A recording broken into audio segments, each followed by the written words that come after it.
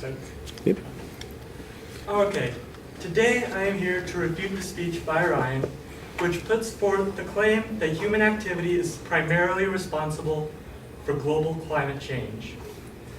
I believe that his claim can be dismissed on the grounds that the argument involved lack relevance and do not have a strong enough warrant to support the claim.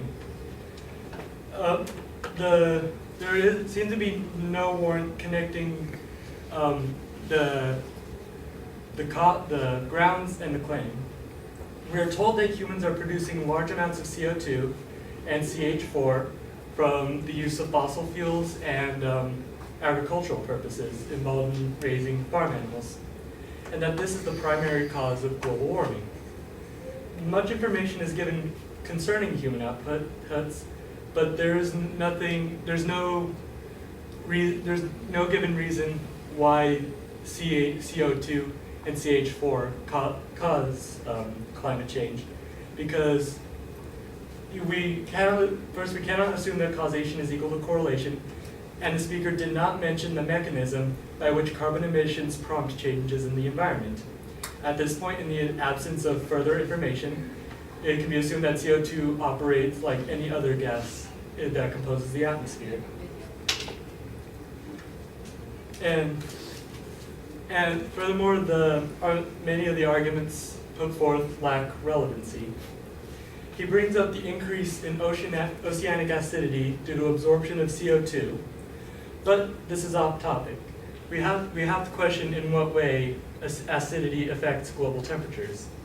Granted, this is one area which was well backed up with a good warrant, but from this we can perhaps assume that human activity has had an effect on oceanic acidity, but global climate change is an entirely different problem, and we cannot assume that just because we have one issue presented due to carbon output, that doesn't mean that it brings effect on another issue. We also have much data, and we also have data about climate change itself, the effects of which: rising sea levels, the increase in drought, but what we are not hearing from these is the connection between these effects of global warming and the argument of the root cause of global warming. It's distracting from the issue at hand, which is whether or not humans are the root cause of climate change, the effects of which are not relevant. The images of oceanic acidification and rising sea levels appear to be a malicious appeal to our emotions.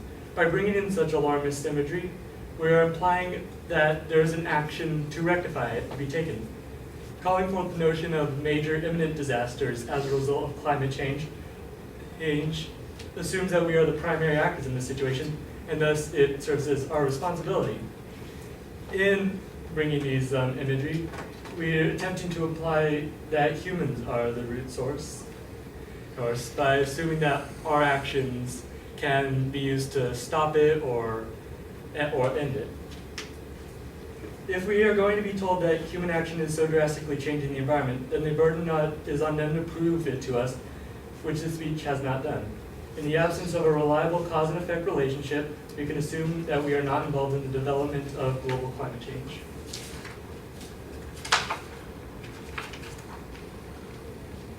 Okay. Thank you.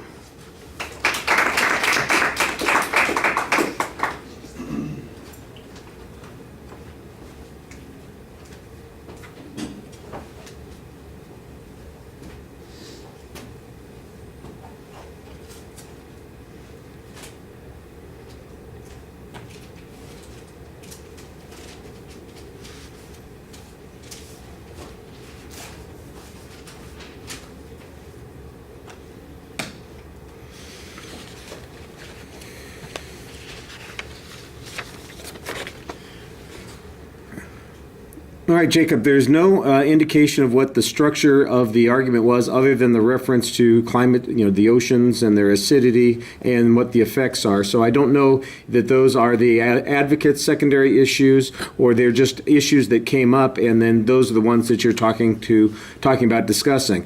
The claim that says that there's no reason to believe that there's a relationship between human activity and global climate change. I don't remember what evidence the advocate used to support their position. There's no reference to what the information was that they said.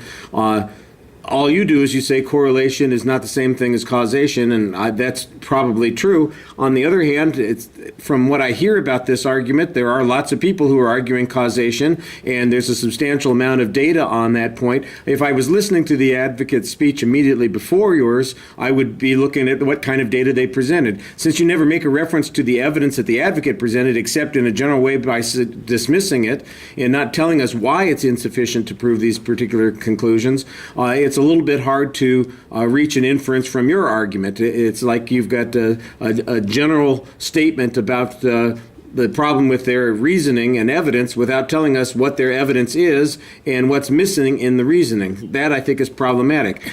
The one place where there was some application that I thought was pretty reasonable is the notion that acidity seems to be unrelated to climate change, that there might be some problem with the oceans and their acidity level, which is an argument that the advocate makes, but there's a good question about how does that relate to global climate change, and I do think that that's a legitimate question. You assume that they don't necessarily mean the same thing. And then on the effects, you kind of dismiss the effects. Well, first of all, that has to, you say, well, they're not related to the root cause. Well, if they are effects of global climate change, and then the source of global climate change is human activity, then I think it is attributable, at least in that regard, especially if it's something we can do something about. You never indicate that we can't do anything about it. Now, there might be an argument that says that the advocate never showed that humans could do anything about it.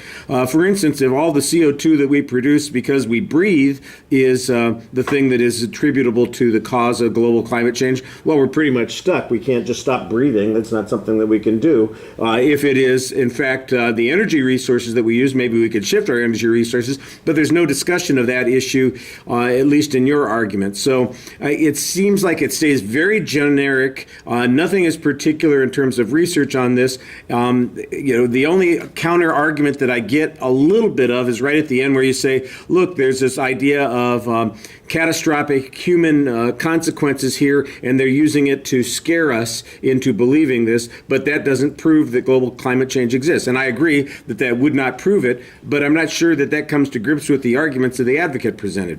All right, thank you.